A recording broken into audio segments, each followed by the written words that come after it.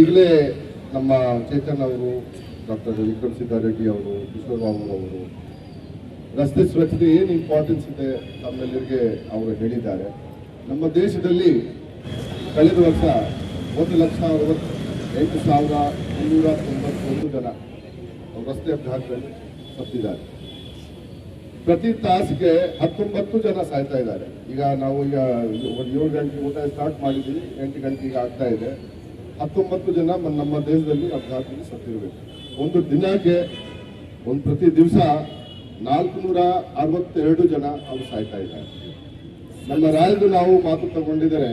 ನಮ್ಮ ಕರ್ನಾಟಕದಲ್ಲಿ ಹೋದ ವರ್ಷ 11,000 ಹೆಲ್ಮೆಟ್ ವಿಷಯ ಬಂದಾಗ ದೇಶದಲ್ಲಿ 70,000 ಜನ ಹೋದ ವರ್ಷ ಹೆಲ್ಮೆಟ್ ಇಲ್ಲದ ಕಾರಣ, ಹಾಕದೇ ಇದ್ದ ಕಾರಣ 50,000 ಜನ ಸತ್ತಿದ್ದಾರೆ. ಮತ್ತೆ ಹೆಲ್ಮೆಟ್ 2 ವೀಲರ್ ಆಕ್ಸಿಡೆಂಟ್ ನಲ್ಲಿ 70,000 ಜನ ಅವರು ಸತ್ತಿದ್ದಾರೆ. ನಾನು ಹೇಳೋದು ನೋಡಿ, 70,000 2 ವೀಲರ್ ಆಕ್ಸಿಡೆಂಟ್ ಸತ್ತಿದ್ದಾರೆ. ಆ ಒಳಗಡೆ 50,000 ಜನ ಅವರು ಪಿಲಿಯನ್ ರೈಡರ್ ಆಗಲಿ, ಟ್ರಿಪಲ್ ರೈಡಿಂಗ್ ಮಾಡೋರು ಆಗಲಿ ಅಥವಾ ಡ್ರೈವಿಂಗ್ ಮಾಡೋರು ಆಗಲಿ ಎಲ್ಲ ಸೇರಿ 50,000 ಜನ ದೇಶದಲ್ಲಿ ಅವರು ಸತ್ತಿದ್ದಾರೆ. ಹೆಲ್ಮೆಟ್ ಅವರು ಹಾಕಲಿಲ್ಲ. ಅವರು ನಮ್ಮ ರಾಜ್ಯದಲ್ಲಿ ನಾವು ನೋಡಿದರೆ 5,000 ಜನ 2 ವೀಲರ್ನವರು ಅವರು ಸತ್ತಿದ್ದಾರೆ ಹೋದ ವರ್ಷ. ಆ ಒಳಗಡೆ 2,923 ಜನ ಅವರು ಹೆಲ್ಮೆಟ್ ಹಾಕಿದ್ದಿಲ್ಲ. ಹೆಲ್ಮೆಟ್ ಹಾಕಿದರೆ ಅವ್ರಿಗೆ ಜಾಸ್ತಿ ಗೊತ್ತಿದೆ, 65% ಚಾನ್ಸಸ್ TBI ಟ್ರಾಮೆಟಿಕ್ ಬ್ರೈನ್ ಇಂಜುರಿದು ಕಮ್ಮಿ ಆಗುತ್ತೆ ಹೆಲ್ಮೆಟ್ ಹಾಕಿದರೆ. ನಾವು ಪೊಲೀಸ್ದು ದಂಡ ನಾವು ತಪ್ಪಿಸ್ಕೊಳ್ಳಕ್ಕೆ ನಾವು ಹೆಲ್ಮೆಟ್ ಹಾಕಬಾರ್ದು. ಅದು ನೋಡ್ತೀವಿ ನಾವು, ಹುಡುಗಾಟ ಮಾಡ್ತಾರೆ ಪೊಲೀಸ್. ಅದು ಕಾಲ್ ಕೆಳಗಡೆ ಇಟ್ಟಿರ್ತಾರೆ, ಪೊಲೀಸ್ ನೋಡ್ತಾರೆ, ಇಲ್ಲಿ ಹಾಕ್ತಾರೆ, ಆನಂತರ ಕೆಳಗಡೆ ಬಿಡ್ತಾರೆ. ಅದು ಅರ್ಥ ಮಾಡಬೇಕು. ಪೊಲೀಸೇ ನಾವು ಮೇಲಿನ ಮೇಲೆ ನಾವು ಹೇಳ್ತೀವಿ ಹೆಲ್ಮೆಟ್ ಹಾಕಿ, ರಸ್ತೆ ಸುರಕ್ಷತೆ ನಿಯಮಗಳು ಪಾಲಿಸಿ. ಅದು ದಂಡ ಸಲುವಾಗಿ ಇಲ್ಲ. ಬಹಳ ಜನ ಟ್ವಿಟರ್ನಲ್ಲಿ ಹಾಕ್ತಾರೆ, ಜನ ಈ ಪೊಲೀಸ್ ಈ ಗ್ಯಾರಂಟಿ ಸ್ಕೀಮ್ ಸಲುವಾಗಿ ಇದು ಜಾಸ್ತಿ ಫೈನ್ ಹಾಕ್ತಾ ಇದ್ದಾರೆ. ಅದು ಏನೇನು ಅದು ಕಥೆಗಳು, ಪಬ್ಲಿಕ್ ಕಮೆಂಟ್ಗಳು ಇರುತ್ತೆ. ದಂಡ ಹಾಕೋದು ಪೊಲೀಸ್ದು ಯಾವುದು ಆದ್ಯತೆ ಇಲ್ಲ, ಯಾವ ಉದ್ದೇಶ ಇಲ್ಲ. ಆದರೆ ದಂಡ ಹಾಕಿದ ಕಾರಣ ನಮ್ಮ ದೇಶದಲ್ಲಿ ಜನ ಹಂಗೆ ಸುಮ್ಮನೆ ನಾವು ಒಳ್ಳೆ ಮಾತಾಡಿದರೆ ಈ ಅರಿವು ಮೂಡಿಸೋದು ನಮ್ಮ ಪ್ರಕಾರ ಅವಶ್ಯಕತೆ ಇಲ್ಲ. ಯಾಕಂದ್ರೆ ಇಲ್ಲೇ ನಾನು ನಿಂತ್ಕೊಂಡು 2017ನಲ್ಲಿ 100% ಹೆಲ್ಮೆಟ್ ಹಾಕಬೇಕು ಈ ರಸ್ತೆಯಲ್ಲಿ, ಅದು ನಾವು ಇನ್ಶೋರ್ ಮಾಡಿದ್ವಿ. 6 ತಿಂಗಳ ನಾವೇ ಇಲ್ಲಿ ನಿಂತ್ಕೊಂಡು ಬೆಳಿಗ್ಗೆ ಸಾಯಂಕಾಲ ನಾವು ಇನ್ಶೋರ್ ಮಾಡಿದ್ವಿ. ಇಲ್ಲಿ ಆಗಲಿ, ಹುನ್ನಾವಾರ ಆಗಲಿ, ಚೌಕ್ ಸರ್ಕಿಲ್ ಆಗಲಿ, ಎಲ್ಲ ಕಡೆ ಒಂದೊಂದು ದಿವಸ ನಾವು ಹೋಗಿ 100% ಯಾರು ಅಲ್ಲಿ ಕೆಲವು ಜನ ಕ್ಲಿಕ್ ಮಾಡ್ಲಿಕ್ಕೆ ಒಬ್ರು ಸೈಕ್ಲಿಸ್ಟ್ ಕೂಡ ಅದು ಹಾಕೊಂಡು ಹೋಗ್ತಿದ್ದ, ನಮಗೆ ಜ್ಞಾಪಕ ಇದೆ. ನಾವು ಇಲ್ಲೇ ನಿಂತಿದ್ದೀವಿ ಸಾಯಂಕಾಲ. ಇದು ಶಾಂತಿನಾಥ್ ಅವರು ಆ ಟೈಮ್ ಟ್ರಾಫಿಕ್ ಇನ್ಸ್ಪೆಕ್ಟರ್ ಇದ್ರು, ಮತ್ತೆ ನಮ್ಮ ಕೆಲವು ಟ್ರಾಫಿಕ್ ವಾರ್ಡನ್ಗಳು ಇಲ್ಲೇ ಇದ್ದಾರೆ. ಸೊ ಅವರು ಸ್ವಲ್ಪ ನಮಗೆ ಇದು ಜಾಸ್ತಿ ಮಾಡ್ಲಿಕ್ಕೆ ಅವರು ಕೂಡ ಇದು ಸೈಕಲ್ ಅವರು ಕೂಡ ಒಂದು ಭಯದಿಂದ ನಾವು ಕೂಡ ಹಾಕ್ತಾ ಇದ್ವಿ. ಆದರೆ ನಾನು ಹೇಳೋದು, ಇಲ್ಲಿ ಹಾಕೋಕ್ಕಿಂತ ಜಾಸ್ತಿ ಯಾವಾಗ ಪ್ರಯಾಣಿಕರು, ಯಾವಾಗ ಮೋಟರ್ ಸೈಕಲ್ ಇದು ನಡೆಸುವವರು, ಅವರು ಜೇವರ್ಗಿ ರೋಡ್ಗೆ ಹೋಗ್ತಾರೆ, ಅವರು ಸೇಡಂ ರೋಡ್ಗೆ ಹೋಗ್ತಾರೆ, ಅವರು ಕಮಲಾಪುರ್ ರೋಡ್ಗೆ ಹೋಗ್ತಾರೆ, ಯಾವ್ದು ಸ್ಟೇಟ್ ಹೈವೇಗೆ ಹೋಗ್ತಾರೆ, ನ್ಯಾಷನಲ್ ಹೈವೇಗೆ ಹೋಗ್ತಾರೆ, ಅಲ್ಲಿ ನಮ್ಮ ಪ್ರಕಾರ ಬಹಳ ಮುಖ್ಯ ಇದೆ. ಯಾಕಂದ್ರೆ ಅಲ್ಲಿ ಭಾರಿ ವಾಹನಗಳು, ಅದು 12 ವೀಲ್ದು, 24 ವೀಲ್ದು ಎಲ್ಲ ಲಾರಿಗಳು ಇರುತ್ತದೆ, ಅಲ್ಲಿ ಬಸ್ಗಳು ಇರುತ್ತದೆ, 4 ವೀಲರ್ಸ್ ಇರುತ್ತೆ. ಅಲ್ಲಿ ಸಣ್ಣ ವಾಹನ ಇರುತ್ತೆ, 2 ವೀಲರ್ ಏನಿದೆ ಅದು ಚಿಕ್ಕ ವಾಹನ ಇದೆ. ಸ್ವಲ್ಪ ಟಚ್ ಆಗಿದ್ರು ಕೂಡ ನೀವು ಹೆಲ್ಮೆಟ್ ಹಾಕಿಲ್ಲ, ಮತ್ತೆ ನಿಮ್ದು 65% 70% ಚಾನ್ಸ್ ಇದೆ ನಿಮಗೆ ಸೀರಿಯಸ್ ಬ್ರೈನ್ ಇಂಜುರಿ ಆಗುತ್ತೆ. ಅದಕ್ಕಾಗಿ ದಯವಿಟ್ಟು ಹೆಲ್ಮೆಟ್ ಹಾಕಬೇಕು. ಇವತ್ತು ಬಹಳ ಸಾಂಕೇತಿಕವಾಗಿ ಅವರು ಒಳ್ಳೆ ಕೆಲಸ ಮಾಡ್ತಾ ಇದ್ದಾರೆ. ಆದರೆ ನಮ್ಮ ಪ್ರಕಾರ ಇದು ಆ ರೀತಿ ಒಂದು ಜಾಗೃತಿಯನ್ನು ಕೊರತೆ ಇಲ್ಲ. ಪಾಲನೆ ಮಾಡೋದು ಏನಿದೆ, ಕಾಂಪ್ಲಯನ್ಸ್ ಕೊರತೆ ಇದೆ. ಜನ ಕಾಂಪ್ಲಯನ್ಸ್ ಮಾಡಬೇಕು. ಅದಕ್ಕಾಗಿ ನಾನು ಕಮಿಷನರ್ ಅವರಿಗೆ ಹೇಳ್ತೀನಿ, SP ಅವರಿಗೆ ಹೇಳ್ತೀನಿ, ಇದು ಕಾಂಬಿನೇಷನ್ ಇರಬೇಕು. ಈ ಬರೀ ನಾವು ಒಳ್ಳೆ ಸ್ವಾಮಿಗಳು ಹಾಗೆ ಒಳ್ಳೆ ಮಾತು ಹೇಳ್ಕೊಂಡು ನಾವು ಹೋದ್ರೆ ಇದು ಕೆಲಸ ಆಗಬೇಕು. ಯಾಕಂದ್ರೆ ಯಾವಾಗ ಎಜುಕೇಶನ್ ಇರಲ್ಲ, ತಿಳುವಳಿಕೆ ಜನರಿಗೆ ಇರಲ್ಲ, ಮತ್ತೆ ನಾವು ಹೇಳ್ಬೋದು ಇಲ್ಲ ಅವ್ರಿಗೆ ರೂಲ್ಸ್ ಗೊತ್ತಿಲ್ಲ, ಅವ್ರಿಗೆ ಯಾಕೆ ಹಾಕಬೇಕು ಅದು ಉದ್ದೇಶ ಗೊತ್ತಿಲ್ಲ. ಆದ್ರೆ ಈಗ ಎಲ್ಲರಿಗೂ ಗೊತ್ತಿದೆ. ಈಗ ಹೊಸ ನಿಯಮಗಳು ಆಗಿದೆ. ಸೆಕ್ಷನ್ 129 IME ಆಕ್ಟ್ ಪ್ರಕಾರ ಮೊದಲೇ ಇತ್ತು ಅಷ್ಟೇ, ಒಂದು ಪ್ರೊಟೆಕ್ಟಿವ್ ಗಿಯರ್ ಹಾಕಬೇಕು. ಪ್ರೊಟೆಕ್ಟಿವ್ ಗಿಯರ್ ಯಾವ್ದೊಂದು ಹಾಕಬೇಕು, ಆ ರೀತಿ ಮೊದಲೇ ರೂಲ್ಸ್ ಇತ್ತು. ಈಗ 2019 ಇಸ್ವಿನಲ್ಲಿ ಅದು ತಿದ್ದುಪಡಿ ತಂದಿದ್ದಾರೆ. 129 ಅದು ಎರಡು ಭಾಗ ಮಾಡಿದ್ರೆ, ಎ ಬಿ ಮಾಡಿದರೆ, ಬಿ ನಲ್ಲಿ ಇದೆ ನೀವು ಫಸ್ಟ್ ಎ ನಲ್ಲಿ ಒಂದು ತಿದ್ದುಪಡಿ ಮಾಡಿದರೆ ಪ್ರೊಟೆಕ್ಟಿವ್ ಟಿಯರ್ ಏನಿದೆ ISI ಸ್ಟ್ಯಾಂಡರ್ಡ್ ಇರಬೇಕು. ಸುಮ್ಮನೆ ಒಂದು ಕಲಪೆ ಯಾವುದೊಂದು ಹಾಕ್ಬಿಡ್ತಾರೆ, ಅದು ಆ ತಲೆಗೆ ಸರಿಯಾಗಿ ಕೂರೋದಿಲ್ಲ, ಅದು ಅರ್ಧ ಇರುತ್ತೆ ಇಲ್ಲಿ ಮೇಲೆ, ಅದು ಹೆಲ್ಮೆಟ್ ಅದು ಮಾನ್ಯತೆ ಅದು ಇಲ್ಲ. ಎರಡನೇ ವಿಷಯ ಏನಿದೆ, ನೀವು ಈ ರೀತಿ ಹೆಲ್ಮೆಟ್ ಹಾಕಿದರೆ ಇದು ಸ್ಟ್ರಾಪ್ ಇರುತ್ತೆ, ಇದು ಸ್ಟ್ರಾಪ್ ಹಾಕಬೇಕು. ಈ 129 ನಲ್ಲಿ ಎರಡನೇ ಪಾರ್ಟ್ ಇದೆ, ಸ್ಟ್ರಾಪ್ ಹಾಕಬೇಕು. ಸ್ಟ್ರಾಪ್ ನೀವು ಹಾಕಿಲ್ಲ ಅದಕ್ಕಾಗಿ ಕೂಡ ದಂಡ ಇದೆ. ನೀವು ಸುಮ್ಮನೆ ಹೆಲ್ಮೆಟ್ ಈ ರೀತಿ ಹಾಕಿದ್ದೀರಿ, ಸ್ಟ್ರಾಪ್ ಹಾಕಿಲ್ಲ, ಅದಕ್ಕೆ ಉದ್ದೇಶ ಇದೆ. ಯಾವಾಗ ನೀವು ಬೀಳ್ತೀರಾ ಆ ಟೈಮ್ ಇದು ನೀವು ಸ್ಟ್ರಾಪ್ ಹಾಕಿಲ್ಲ ಮತ್ತೆ ಸುಮ್ಮನೆ ಹೆಲ್ಮೆಟ್ ಒಂದ್ ಕಡೆ ಹೋಗುತ್ತೆ, ಮತ್ತೆ ನಿಮ್ಗೆ ಇಂಜುರಿ ಹಾಗೆ ಆಗುತ್ತೆ. ಸೊ ಆ ಉದ್ದೇಶ ಏನಿದೆ ಹೆಲ್ಮೆಟ್ ಹಾಕೋದು, ಆ ಮತ್ತೆ ಪರ್ಪಸ್ ಅದು ನಮ್ಮ ಪ್ರಕಾರ ಸ್ವಲ್ಪ ಜನಕ್ಕೆ ಅದರ ಬಗ್ಗೆ ತಿಳುವಳಿಕೆ ಕೊಡಬೇಕು. ಅದು ತಿಳುವಳಿಕೆಕ್ಕಿಂತ ಏನಿದೆ, ನಾವು ನಮ್ಮ ಜೀವ ನಮಗೆ ಬಹಳ ಮುಖ್ಯ. ಯಾಕಂದ್ರೆ 2 ವೀಲರ್ಸ್ ಮೇಲೆ ಹೋಗೋರು ಯಾರು, ಸ್ಟೂಡೆಂಟ್ಸ್ ಹೋಗ್ತಾರೆ, ಗ್ರೇಡ್ ಅರ್ನರ್ಸ್ ಹೋಗ್ತಾರೆ, ಇದೇ ಮೇನ್ ಕ್ಯಾಟಗರಿ.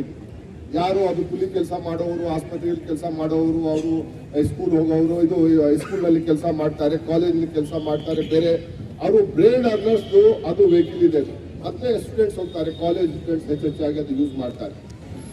ಈಗ ಅವರು ಯಾರು ಇಲ್ಲಿ ಸತ್ತರೆ ಅವ್ರದ್ದು ಬ್ರೇಡ್ ಅರ್ನರ್ಸ್ ಹೋಗ್ಬಿಡ್ತಾರೆ, ಅಥವಾ ಅವರಿಗೆ ಏನಾದ್ರು ಅಪಘಾತ ಕೈ ಕಾಲು ಅವತ್ತು ಹೋಯ್ತು, ಅವ್ರಿಗೆ ಡಬಲ್ ಇದು ಜಿಯೋಪಾರ್ಟಿ. ಹಾಗೆ ಒಂದು ಇದೆ ಬ್ರೇಡ್ ಅರ್ನರ್ಸ್ ಏನಿದ್ದಾನೆ ಅವನಿಗೆ ಈಗ ಕೆಲಸ ಮಾಡಕ್ಕೆ ಆಗಲ್ಲ.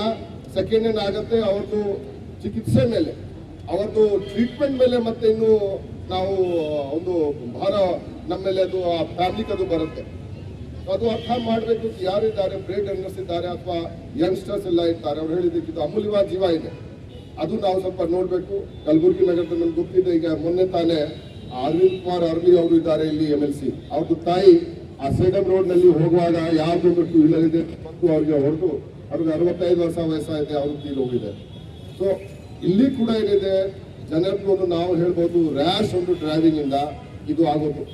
ದಯವಿಟ್ಟು ಅದು ನೋಡಿ. ಮತ್ತೆ ಇಲ್ಲಿ RTO ಅವರು ಇದ್ದಾರೆ, ಇಲ್ಲಿ ಕೂಡ ನಮ್ಮ ಪ್ರಕಾರ ನಮ್ಮ ಕಲ್ಯಾಣ ಕರ್ನಾಟಕ ಭಾಗದಲ್ಲಿ ಹೆಚ್ಚಾಗಿ ನಾವು ನೋಡ್ಕೊಂಡು ಲೈಸೆನ್ಸ್ ಕೊಡೋದು ಸ್ವಲ್ಪ ಅದು ಸೌಲಭ್ಯಗಳು ಏನಿದೆ, ಟೆಸ್ಟಿಂಗ್ ಡ್ರೈವಿಂಗ್ ಟೆಸ್ಟ್ ಅದು ಬಹುಶಃ ಇಲ್ಲ. ಇಲ್ಲೇ ಈಗ PDMS ಒಬ್ರು ಇಲ್ಲಿಂದ ಕಾನ್ಸ್ಟೇಬಲ್ ಹೋಗಿದ್ರು ಸಲುವಾಗಿ, ನಾನು ಅವ್ರಿಗೆ ಡ್ರೈವಿಂಗ್ ಟೆಸ್ಟ್ ಕೊಟ್ಟಿದ್ದೆ, ಅವ್ರಿಗೆ ಸರಿಯಾಗಿ ಅವ್ರಿಗೆ ಡ್ರೈವಿಂಗ್ ಆಗಿಲ್ಲ. ಆದರೆ ಅಲ್ಲಿ ಈಗ PDMS ನಲ್ಲಿ ಫಸ್ಟ್ ಕ್ರೈಟೀರಿಯಾ ಇದೆ, ಮೊದಲು ಅವ್ರ ಕಡೆ ಡ್ರೈವಿಂಗ್ ಲೈಸೆನ್ಸ್ ಇರಬೇಕು. ನನಗೆ ನಿಮಗೆ ಡ್ರೈವಿಂಗ್ ಲೈಸೆನ್ಸ್ ಇದೆ ಮತ್ತೆ ನಿಮಗೆ ಡ್ರೈವಿಂಗ್ ಸರಿಯಾಗಿ ಬರಲ್ಲ, ಮತ್ತೆ ನೀವು ಹೇಗೆ ಡ್ರೈವಿಂಗ್ ಲೈಸೆನ್ಸ್ ತಗೊಂಡು ಎಲ್ಲಿ ತಗೊಂಡು ಕಲಬುರ್ಗಿ, ನಾನು ಆಯ್ತು, ನಾನು ಕೂಡ ಕಲಬುರ್ಗಿ ತಗೊಂಡಿದ್ದೇನೆ, ಹಳೆ ಪ್ರಾಕ್ಟೀಸ್ ಅದು ಇತ್ತು. ಆದರೆ ನಾನು ಈಗ ಏನು ಕೇಳ್ಕೊಳ್ತಾ ಇದ್ದೀನಿ, ಇಲ್ಲಿ ಕೂಡ ಕಲ್ಯಾಣ ಕರ್ನಾಟಕ ಭಾಗದಲ್ಲಿ ಕೂಡ ಈ ಡ್ರೈವಿಂಗ್ ಟ್ರ್ಯಾಕ್ ಏನಿದೆ ಅದು ಸ್ವಲ್ಪ ಅದು ಬರಲಿ. ಅದು ಯಾವಾಗ ಇದೆ ಈಗ ಸ್ವಲ್ಪ ಟೆಸ್ಟ್ ಮಾಡಿಕೊಡ್ರೆ ಅವ್ರಿಗೆ ಡ್ರೈವಿಂಗ್ ಸರಿಯಾಗಿ ಬರಲ್ಲ, ಅದು ಡ್ರೈವಿಂಗ್ ಸರಿಯಾಗಿ ಬರಲ್ಲ. ಸುಮ್ಮನೆ ಯಾರ್ದು ಗಾಡಿ ಇರ್ತದೆ, ಅವ್ರು ಗಾಡಿ ತಗೊಂಡು ಅವರು ಹೋಗ್ಬಿಡ್ತಾರೆ, ಆಯ್ತು ನಾನು ಸ್ವಲ್ಪ ಕಲಬುರ್ಗಿ ನೋಡ್ಕೊಂಡು ಅದು ಬರ್ತೀನಿ, ಸ್ವಲ್ಪ ಮಾರ್ಕೆಟಿಂದ ಬರ್ತೀನಿ, ಸ್ವಲ್ಪ ಅಲ್ಲಿಂದ ಬರ್ತೀನಿ. ಈ ಡ್ರೈವಿಂಗ್ ಏನಿದೆ ಆ ನಮ್ಮ ಪ್ರಕಾರ ಡ್ರೈವಿಂಗ್ ಸ್ಕಿಲ್ ಸರಿಯಾಗಿರ್ಬೇಕು. ಆನಂತರ ರಸ್ತೆ ಸುರಕ್ಷತೆ ನಿಯಮ ಬಗ್ಗೆ ಅವ್ರಿಗೆ ಒಂದು ಕಾಳಜಿ ಇರಬೇಕು. ಅವರು ಹೇಳಿದರೆ ಸಿಟಿ ಏರಿಯಾದಲ್ಲಿ ಏನಿದೆ, ಸ್ಟಾಪ್ ಲೈನ್ ಮಾರ್ಕ್ ಇರ್ತದೆ, ಇದು ಟ್ರಾಫಿಕ್ ಸಿಗ್ನಲ್ ಇರ್ತದೆ, ಇದು ಎಲ್ಲ ಇರ್ತದೆ. ಮತ್ತೆ ಇಲ್ಲಿ ಕೂಡ ನಮ್ಮ ಪ್ರಕಾರ ನಮ್ಮ ರಾಜ್ಯದ ಕೆಲವು ಕಡೆ ITMS intelligent traffic management system ಅದು ಈಗ ಬಂದಿದೆ. ಹೊಸ ANPR ಕ್ಯಾಮ್ರಾ ತಗೊಂಡು ಆಟೋಮೆಟಿಕಲಿ ಅದು ಜನ ಇರಲಿ, ಪೊಲೀಸ್ ಇರಲಿ ಬಿಡಲಿ, ಆದರೂ ಅದು ಕ್ಯಾಪ್ಚರ್ ಆಗಬೇಕು. ನೀವು ಏನು ವೈಲೇಷನ್ ನೀವು ಮಾಡ್ತೀರಿ, ನೀವು ಸಿಗ್ನಲ್ ಜಂಪ್ ಮಾಡ್ತೀರಿ, ನೀವು ಸ್ಟಾಪ್ ಲೈನ್ ವೈಲೇಷನ್ ಮಾಡ್ತೀರಿ, ನೀವು ಓವರ್ ಸ್ಪೀಡಿಂಗ್ ಮಾಡ್ತೀರಿ, ನೀವು ಟ್ರಿಪಲ್ ರೈಡಿಂಗ್ ಮಾಡ್ತೀರಿ, ಎಲ್ಲ ಕ್ಯಾಪ್ಚರ್ ಆಗಬಾರದು. ಇದು ಕೆಲವು ಕಡೆ ಬ್ಯಾಂಗ್ಳೂರು ನಗರದಲ್ಲಿ ಈಗ ಮತ್ತೆ ನಾವು ಮೈಸೂರು ಕಡೆ ಅದು ಕೂಡ ಈಗ ಇದು ಆಗ್ತಾ ಇದೆ, ಬೆಳಗಾವಿ ನಗರ ಮತ್ತೆ ಹುಬ್ಳಿ ಧಾರವಾಡ ಕೆಲವು ಕಡೆ ಇದು ಆಗ್ತಾ ಇದೆ. ನಮ್ಮ ಪ್ರಕಾರ ಈಗ ಇಲ್ಲಿಂದ ಕೂಡ ಕಲಬುರಗಿ ನಗರದಿಂದ ಈ ಪ್ರಪೋಸಲ್ ಹೋಗಿದೆ. ಸೊ ರಸ್ತೆ ಸುರಕ್ಷತೆ ಏನಿದೆ, ಇದು ಪೊಲೀಸ್ ಇಲಾಖೆದು ಮಾತ್ರ ಕೆಲಸ ಇಲ್ಲ.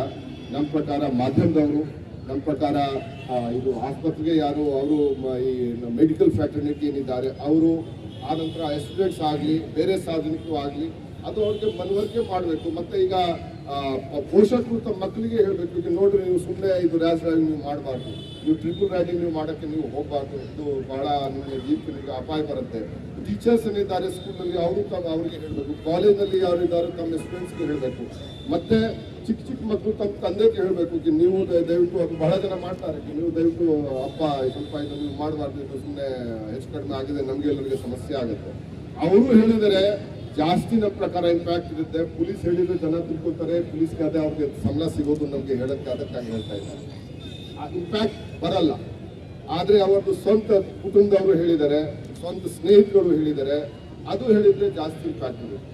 ಸೊ ದಯವಿಟ್ಟು ಈ ಮಾಧ್ಯಮ ಮೂಲಕ ಮತ್ತೆ ನಿಮ್ಮ ಫ್ರೆಂಡ್ಸ್ಗೆ ಹೇಳಿ, ನಿಮ್ಮ ತಂದೆ ತಾಯಿ ಅವರ ಮೂಲಕ ಇದು ಏನಿದೆ ನಮ್ಮ ಸಮಾಜದಲ್ಲಿ ಈ ಒಂದು ಬದಲಾವಣೆ ಆಗಲಿ. ಈ ಭಾಗದಲ್ಲಿ ಸ್ವಲ್ಪ ಬದಲಾವಣೆ ಇನ್ನೂ ನಮ್ಮ ಪ್ರಕಾರ ಅವಶ್ಯಕತೆ ಇದೆ. ನಾವು ಏನು ಮಾಡ್ಕೊಂಡಿದ್ದಾರೆ ಮತ್ತೆ ನೋಡ್ತೀವಿ, ಎಲ್ಲರೂ ವಿದೌಟ್ ಹೆಲ್ಮೆಟ್ನೆಲ್ಲ ಹೋಗ್ತಾ ಇದ್ದಾರೆ.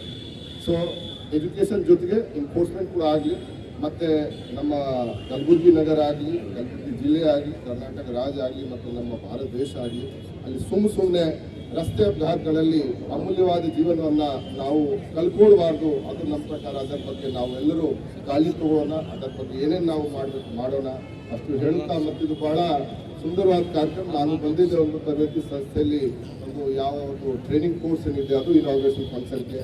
ಆದರೆ ನಮ್ಮ ಕಿಶೋರ್ ಬಾಬು ಅವರು ಭಾಳ ಎಕ್ಸ್ಟ್ರಾ ಕಾಳಜಿ ತೊಗೊಂಡು ಇದು, ಯಾಕಂದರೆ ನಮಗೆ ಇದು ಜ್ಞಾಪಕ ಇದೆ, ನಾನು ಎಷ್ಟಿದ್ದಾಗ ಬಡಗಿ ತೊಗೊಂಡು ಎಲ್ಲ ಆಟೋನವರಿಗೆಲ್ಲ ಇದು ಮಾಡಿಕೊಂಡು, ಯಾಕಂದ್ರೆ ನಮಗೆ ಹಿಂದೆಯಿಂದ ನಾವು ಅದರ ಬಗ್ಗೆ ಆ ಟೈಮ್ನ ನಾವು ಭಾಳ ಕ್ರಮ ನಾವು ತೊಗೊಂಡಿದ್ದೀವಿ. ಐ.ಜಿ ಕೂಡ ಯಾವ ಇದಕ್ಕೆ ಹೋದರೂ ಕೂಡ ಇದರ ಬಗ್ಗೆ ನಾನು ಲಾ ಆ್ಯಂಡ್ ಆರ್ಡರ್ ಕೂಡ ಇದ್ದಾಗ ನಾನು ನಮ್ಮ SP ಹೇಳ್ತಾ ಇದ್ದೆ, ನಿಮ್ಮ ಒಂದು ಟ್ರಾಫಿಕ್ ಸರಿ ಇಲ್ಲ, ನೀವು ಟ್ರಾಫಿಕ್ ಸರಿ ಮಾಡಬೇಕು. ಮೈಸೂರು ದಸರಾಕ್ಕೆ ನಾನು ಹೋಗಿದ್ದೆ. ಮೈಸೂರು ದಸರಾ 2022ನೇ ಇಸ್ವಿಯಲ್ಲಿ ನಾನು ಹೇಳಿದ್ದಕ್ಕೆ ನಾನು ಹಿಂದಿನ ವರ್ಷ ಬಂದಿದ್ದೆ, 1 ತಾಸು ನಾನು ಟ್ರಾಫಿಕ್ನಲ್ಲಿ ಸಿಕ್ಕಾಕೊಂಡಿದ್ದೇನೆ. ಈ ವರ್ಷ ಏನಾದರೂ ಇದ್ರೆ ಮತ್ತೆ ನಾನು ಬಿಡಲ್ಲ. ಮತ್ತೆ ಭಾಳ ಚೆನ್ನಾಗೆ ಆ 2022 ಇಂದ ಅವರು ಭಾಳ ಒಳ್ಳೆ ರೀತಿಯಿಂದ ಅಲ್ಲಿ ಟ್ರಾಫಿಕ್ ವ್ಯವಸ್ಥೆ ದಸರಾ ಟೈಮ್ಗೆ ಮಾಡಿದ್ದಾರೆ.